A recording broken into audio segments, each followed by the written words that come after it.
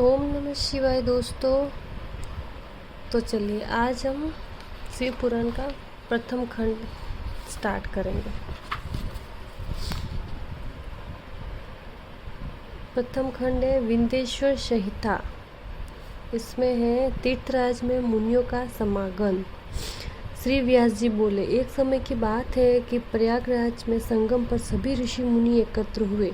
उस समय वहाँ सूत जी पधारे। सभी ऋषियों मुनियों ने उठकर उनका स्वागत किया और बैठने के लिए आसन प्रदान किया।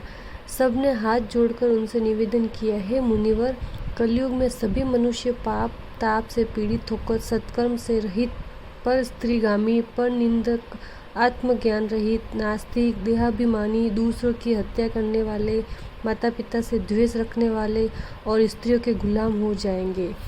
वैश्य अपने धर्म से रहित कुमार्गी हो जाएंगे। शूद्र अपने कर्म को छोड़कर तिलक लगाकर ब्राह्मणों का सा आचरण करने लगेंगे। नकली तपस्वी ब्राह्मणों के तेज हट्टा, शालिग्राम आदि पाषाणों का दंभ पूर्वक पूजन करने वाले कुकर्मी, विद्यावाद विवादी, धर्मलोक दुष्कर्मी, धर्म के नाशक, दंभी, अभिमानी, क्रूर होंगे।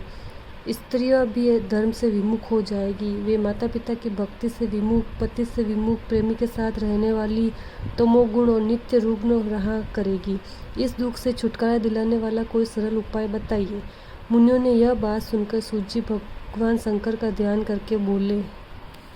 फिर सूत जी बोले कि कलयुग के पापों को नष्ट करने वाला परमार्थदायक शिव पुराण वेदांत का सर्वस्व कहा गया है। इसे पढ़ने एवं सुनने से मुक्ति मिल जाती है। ओम नमः शिवाय दोस्तों, आज हम प्रथम खंड में पढ़ेंगे ब्रह्मा जी का उपदेश।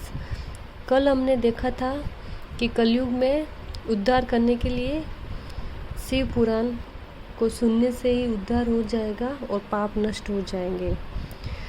अब आज हम पढ़ेंगे ब्रह्मा जी का उपदेश। सूत जी बोले, पूर्व काल में जब कल्पों का नाश हो गया और बाद में पुनः इस कल्प का उदय हुआ तो 6 कुलीन मुनियों ने सृष्टि के प्रारंभ होने पर विचार किया। सब सबसे परे है या नहीं, इसका निर्णय कराने के लिए ये ब्रह्मा जी के पास गए। ब्रह्मा जी ने बताया कि जो सर्वप्रथम उत्पन्न हुआ है उसमें मनवानी की कोई गति नहीं है तथा जो ब्रह्मा, इंद्र और शिव आदि महाभूतों और इंद्रियों की उत्पत्ति एवं समस्त संसार को पैदा करने वाला है वही सबसे परे है। ऐसे सर्वज्ञ जगदीश्वर महादेव ही है जो भक्ति के द्वारा दर्शन देते हैं।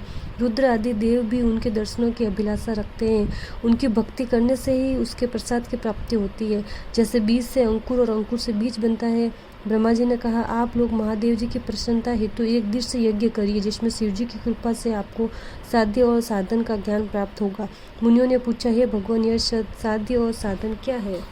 ब्रह्मा जी ने कहा, साध्य शिव पद है और साधन उनकी सेवा करना है।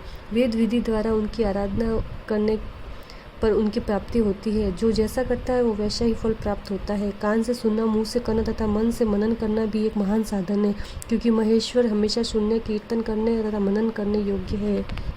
इसीलिए साध्य तक पहुंचने के लिए साधन पर जुट जाना चाहिए। गुरु के द्वारा शिव योग को प्राप्त करना चाहिए। पहले कुछ कलेश उत्पन्न हो सकता है परंतु बाद में परमानंद की प्राप्ति होती है। तो ब्रह्मा जी के उपदेश में हमें यही जानने को मिल रहा है कि शिव जी की कृपा पाने के लिए शिव महापुराण पढ़नी चाहिए। इसमें यह कहा गया है कि पहले क्लेश हो सकता है परंतु बाद में परमानंद की प्राप्ति होती है। शिव जी की भक्ति करने से ही उनके प्रसाद की प्राप्ति हो जाती है। तो कल हम पढ़ेंगे सनत कुमार व्यास संवाद।